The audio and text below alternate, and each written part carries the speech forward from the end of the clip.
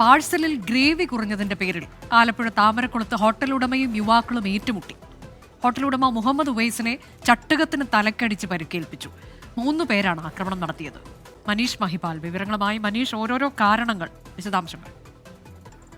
അനുജ, ഇന്നലെ വൈകിട്ട് താമരക്കുളം ജംഗ്ഷന് സമീപത്തുള്ള ബുഹാരി എന്ന ഹോട്ടലിലാണ് ഈ ആക്രമണം നടത്തിയത്. 12 പൊറോട്ടയും 2 ബീഫ് ഫ്രൈയും ആദ്യം വാങ്ങിച്ചുകൊണ്ടാണ് 3 യുവാക്കൾ അവിടെ നിന്ന് പോയത്. പക്ഷേ ഈ 12 പൊറോട്ടയ്ക്കും 2 ബീഫ് ഫ്രൈക്കും പറ്റുന്ന അത്രയും ഗ്രേവി, അതായത് ഇത് കഴിക്കാൻ മാത്രം വേണ്ടുന്ന ഗ്രേവി ഇല്ല എന്നതിൻ്റെ പേരിൽ പിന്നീട് ഈ സംഘം തിരിച്ചെത്തി ഹോട്ടൽ ഉടമയുമായി തർക്കത്തിലായി. അങ്ങനെ ഹോട്ടൽ ഉടമയും ഈ 3 യുവാക്കളും തമ്മിൽ ഏറ്റുമുട്ടി. ഈ യുവാക്കളിൽ ഒരാൾ ചട്ടുകുവ ഉപയോഗിച്ചുകൊണ്ട് ഹോട്ടൽ ഉടമയുടെ തല അടിച്ചു പൊട്ടിച്ചു. ഈ താമരക്കുളത്ത് ആഷിഖ് മനസ്സിൽ മുഹമ്മദ് ഉവൈസ് എന്ന ഈ ഹോട്ടൽ ഉടമയ്ക്ക് പരിക്കേറ്റിട്ടുണ്ട്. ഇയാളുടെ ജ്യേഷ്ഠ സഹോദരൻ മുഹമ്മദ് നൌഷാദ്, കടയിലുണ്ടായിരുന്ന ഭാര്യ മാതാവ് റജില എന്നിവർക്ക് പരിക്കേറ്റു. ഇവരെ അടൂരിലെ താലൂക്ക് ആശുപത്രിയിൽ പ്രവേശിപ്പിച്ചിട്ടുണ്ട്. ഈ ചട്ടുകത്തിൻ്റെ അടികൊണ്ട് ഉവൈസിൻ്റെ തലയ്ക്ക് ഗുരുതരമായി പരിക്കേറ്റു എന്നാണ് പോലീസ് പറയുന്നത്.